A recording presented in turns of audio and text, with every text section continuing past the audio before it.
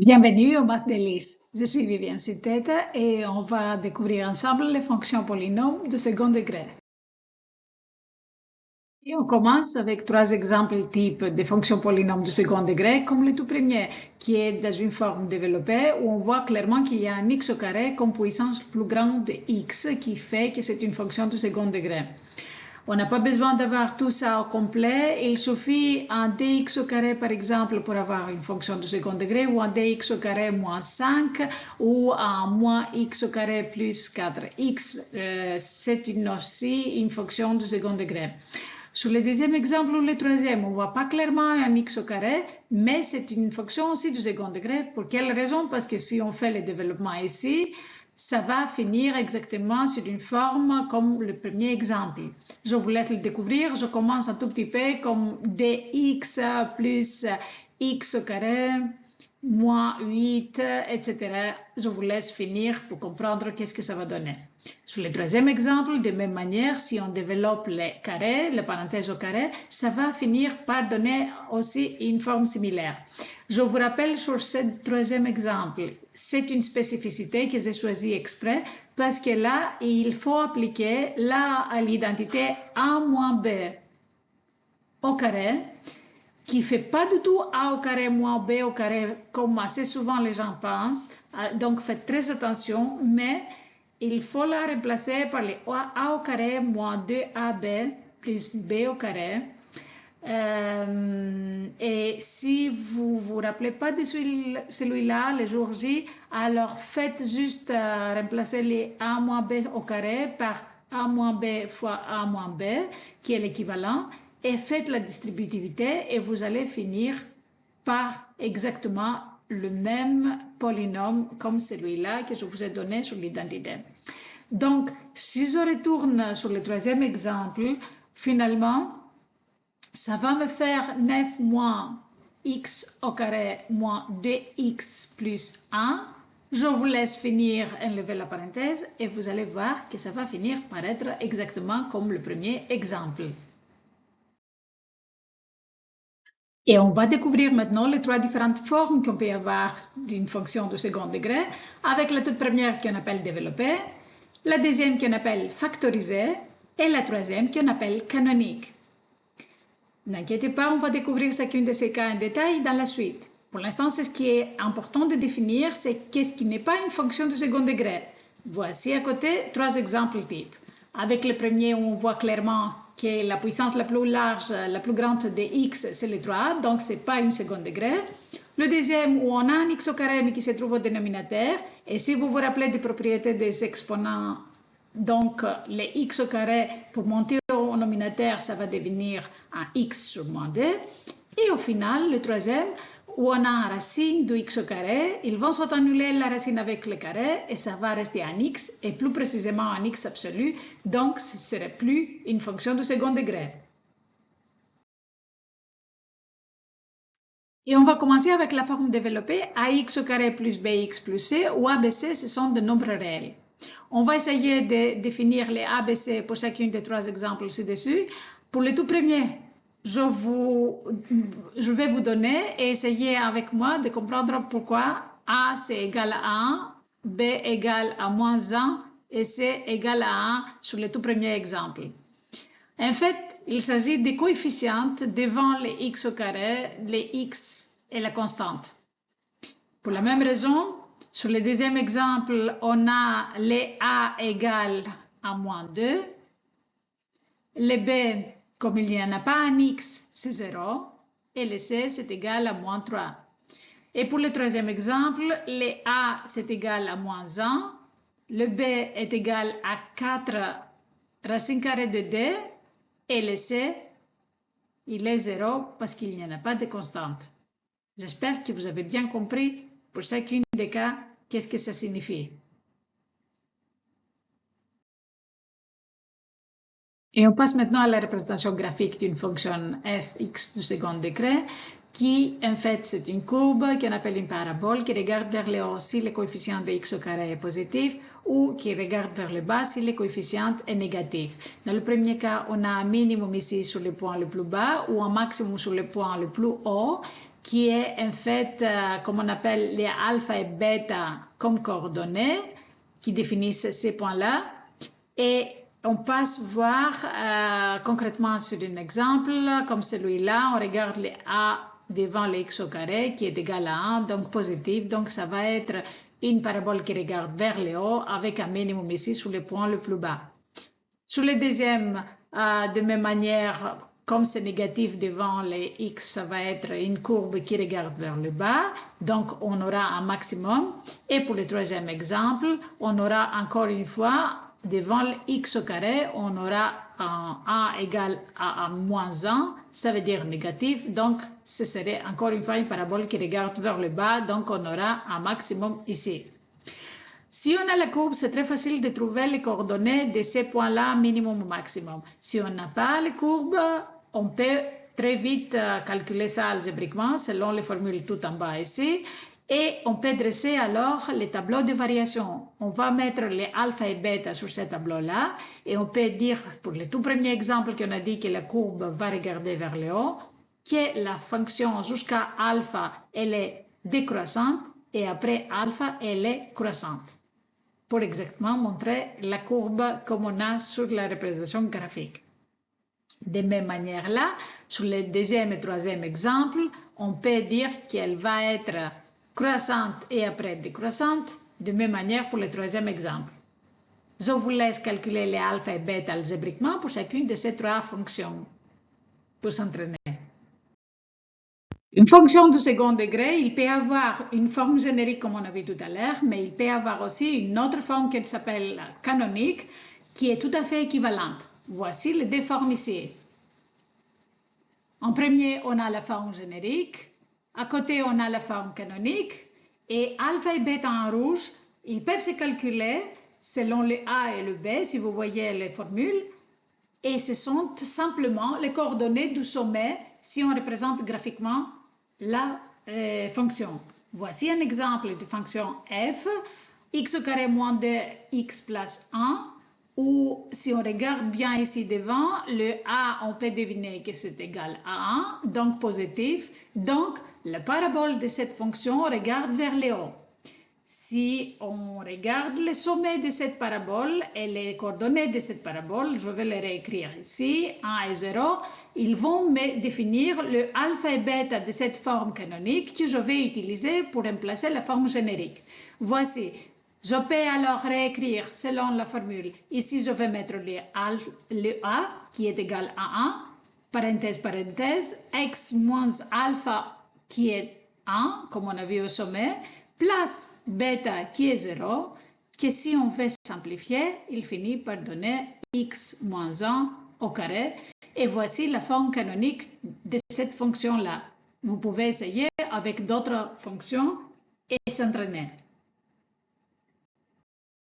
Une chose qui est très utile de calculer pour les fonctions du second degré, c'est le discriminant. On utilise la lettre grecque delta et cette formule pour le calculer. Donc, si on va reprendre les trois exemples qu'on a vus tout au début, on va essayer de calculer les discriminants pour chacune de ces situations. Je vous rappelle que pour la première, le A est égal à 1, le B moins 1 et le C égal à 1. Donc, le delta va être le moins 1, le B au carré, moins 4 fois 1 fois 1, si on va remplacer le A et le C, qui va faire 1 moins 4 égale à moins 3. Donc, voici le discriminant pour la première fonction. Si on continue de même manière, pour le deuxième exemple, on a le delta qui est le b au carré, cette fois-là le 7 au carré, moins 4 fois a qui est moins 2, fois moins 3 qui est le c, donc ça va faire 49 moins 44, faites attention au signe de ce cas-là, et on finit par avoir 25 pour le deuxième discriminant. Et au final, troisième discriminant, c'est le b au carré. Cette fois-là, faites très attention, le b c'est tout ça, donc parenthèse au carré, moins 4 fois le a qui est moins 1, faites toujours attention avec les signes et les parenthèses, fois c qui est le moins 8, qui va faire, attention maintenant, le carré, il va s'appliquer sur les deux facteurs à l'intérieur de la parenthèse, donc il va s'appliquer sur les 4, 4 au carré ça fait 16, fois la racine de 2 au carré qui va s'annuler la racine avec le carré, alors ça va finir par être 2. Et au final, tout ça, ça va faire 32, moins 32. Donc au final, si on fait la multiplication ici qui fait 32, moins 32, ça va faire 0 pour le troisième discriminant. Et voici le discriminant. Le discriminant parce que ça nous aide à trouver les solutions de cette équation-là, f of x égale 0. La théorie nous dit que selon le discriminant, on peut avoir les situations suivantes. Première situation, le discriminant est positif, donc on a des solutions x1 et xd selon les formules à côté qui sont très similaires, avec la seule différence, c'est le signe plus ou moins qui les distingue. Deuxième cas, le discriminant est 0. Là, dans ces cas-là, on n'a qu'une seule solution. Et au final, si le d il est négatif, c'est très simple, on peut tout de suite dire qu'il n'y a pas de solution. On peut voir à côté et s'entraîner avec les trois exemples. Le f of x, on a calculé tout à l'heure que le discriminant est négatif. Alors, si c'est négatif, c'est très facile. Là, les solutions, on peut dire, sont 0, qu'il n'y a pas de solution parce que le discriminant est négatif selon la théorie. Si on continue avec le deuxième exemple, on a le discriminant 25, c'est positif. Donc, dans ces cas-là, on sait qu'il y a des solutions. Alors, un x1 et un x2, on utilise la même formule avec juste un signe qui le change. Alors, je vais remplacer exactement moins b, c'est le moins 7, plus les racines carrées du discriminant, donc les racines carrées de 25, sous 2 fois le a, qui est moins 2. Et si je vais continuer, ça veut dire moins 7 plus 5 sous moins 4 est égal à moins 2 sous moins 4. Si je vais simplifier, ça va faire 1 sur 2. Voici la première solution. Pour le deuxième, je vous ai dit que je vais réécrire pareil, mais je vais juste changer le signe. Le plus ici, je vais le transformer en moins. Et ça va être tout à fait pareil. Donc, dans ces cas-là, on a moins 7, moins 5 sous moins 4. Donc, moins 12 sous moins 4 qui va faire 3. Et voici la deuxième solution. Donc, si je pourrais écrire quelque part les solutions de cette fonction j, alors le 7, ça va être le 1 sur 2 et 3. Et voici les deux solutions pour la fonction j. Et au final, pour la fonction h, on a calculé que le discriminant est 0. Et dans ce cas-là, on sait qu'il n'y a qu'une seule solution, le x0. Alors, c'est moins b. Moins b. Donc, moins 4 racine carrée de d sous 2 fois a. Et si on va simplifier, les 4 avec les d, ça va faire 2. Alors, elle est moins 2, moins 1. Là, ça va transformer sur ça. Et voici le set des solutions. Il n'y a qu'une seule solution, celui-là, pour la troisième fonction. Et dans le cas où on a vu tout à l'heure, où le discriminant est positif et on a les deux solutions, là, il y a des propriétés qui nous disent que si on additionne ou on multiplie les deux solutions, là, ça peut être égal à moins b sur a et c sur a pour chacune. Et là, on peut le confirmer avec l'exemple ci-dessus. Je vous rappelle que pour cette fonction-là, on a trouvé les deux solutions 3 et 1 sur 2 et on va essayer de les additionner et les multiplier. Je vais commencer par la multiplication qui est plus facile et je vais procéder avec l'addition. Alors, si je multiplie les 3 fois 1 sur 2, je vous rappelle que quand on a des fractions pour les multiplier, alors je vais les transformer comme ça. Et la multiplication, ça se passe en horizontal, donc ça veut dire que c'est 3 sur 2. Et on va vérifier à côté le C sur A pour voir si ça donne le même résultat. Le C dans ces cas-là, c'est le moins 3 et le A, c'est moins 2. Donc, ça finit sur 3 fois 2. Effectivement, ce sont égales. On continue avec l'addition x plus x2, c'est égal à 3 plus 1 sur 2. Pour additionner deux fractions, il faut avoir le même dénominateur. Et ici, pour faire le même dénominateur, je vais écrire sous forme de fraction les 3. Et comme ils n'ont pas le même dénominateur, on va le transformer avec le même dénominateur d, qui veut dire que je vais multiplier la première fraction avec 2. Ça va finir par 6 sur 2, plus 1 sur 2. Et on va additionner, maintenant qu'ils ont le même dénominateur, on va additionner le haut, le dénominateur, et on va laisser le même dénominateur en bas. On a trouvé 7 sur 2. On va essayer, la théorie nous dit que l'addition doit faire moins b sur a. On va calculer. Moins b, ça fait moins 7. A, c'est le moins 2. Effectivement, c'est égal à 7 sur 2 si on simplifie avec les signes. Et effectivement, l'addition nous donne exactement ça. Et on vient de confirmer, c'est ce qui nous disent les propriétés de la théorie. C'est très pratique de pouvoir calculer soit l'un ou l'autre. Comme ça, si jamais on connaît une solution, on peut trouver la deuxième solution et l'inverse. Une fonction de second degré, on peut le factoriser selon les cas. Si on a des solutions, voici la formule où on peut le faire. Et si on n'a qu'une seule solution, voici la formule. Si on n'a pas de solution, bien sûr, il n'y a pas de factorisation. On peut s'entraîner avec les deux exemples. Les j, par exemple, qu'on trouve ici comme fonction, on va appliquer la formule. Alors, on commence avec les a, qui est moins d dans ces cas-là. Et dans le deux parenthèses, on va mettre les x moins chacune des solutions. Alors, les x moins 3 pour la première, les x moins 1 sur 2 pour le deuxième. Et de même manière, pour la fonction h, on va mettre les a devant qui est moins 1 et dans la parenthèse, le x moins la seule solution qu'on a qui est 2 fois racine de 2. Et voici les deux fonctions factorisées grâce aux solutions qu'on a eues avec le déterminant. Le déterminant nous aide à définir les signes d'une fonction de second degré si elle sera positive, négative ou 0.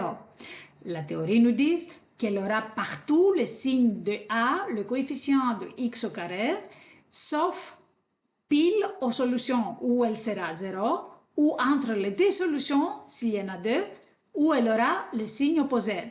On peut s'entraîner avec les trois exemples avec lesquels on travaille depuis le début. Par exemple, la première fonction f of x où on a un déterminant négatif, donc on n'a pas de solution. Ça veut dire que tout au long de la ligne réelle, la fonction elle aura exactement le même signe que le a, les coefficients. On regarde ici que le coefficient est égal à 1, donc positif. Et la fonction alors, elle aura exactement le même signe que le a partout, donc positif. On continue avec la deuxième où on a des solutions. Donc, dans ces cas-là, si on met les solutions ici, alors le moins infini et le plus infini, on va dire que pile aux solutions, elle sera 0. À l'extérieur, elle aura le même signe que le A qui est négatif. Donc, on met négatif et négatif. Et entre les deux solutions, le signe opposé positif. Et pour finir, la troisième fonction h qui n'a qu'une seule solution, ça veut dire que sur la ligne réelle, on aura la situation suivante. Pile sur la solution d racine de d, elle aura 0. Et partout ailleurs, vu qu'il y a devant le x au carré, il est négatif, ça veut dire que le signe de f il aura le même signe que le a, donc négatif. Et voici avec le maths de liste d'aujourd'hui et je vous dis à bientôt.